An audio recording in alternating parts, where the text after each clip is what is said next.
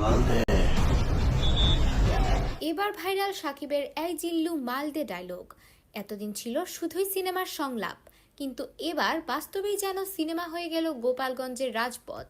গতকাল জাতীয় নাগরিক পার্টির অর্থাৎ এনসিপি সমাবেশ ঘিরে গোপালগঞ্জে দেখা যায় ধাওয়া পাল্টা ধাওয়ার উত্তপ্ত পরিস্থিতি।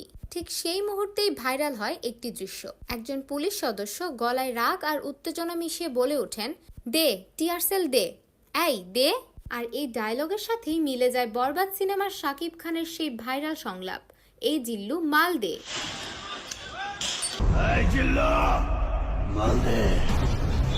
সামাজিক যোগাযোগ মাধ্যমে মুহূর্তেই ছড়িয়ে পড়ে ভিডিওটি। অনেকে মজা করে এই মুহূর্তে শাকিব খানের সেই ডায়লগ বসিয়ে বানিয়ে ফেলেন রিমিক্স ভিডিও। আর কি আশ্চর্য মিল! ডায়লগ আর পুলিশের ভঙ্গিমা দুটোই একদম পারফেক্ট ম্যাচ।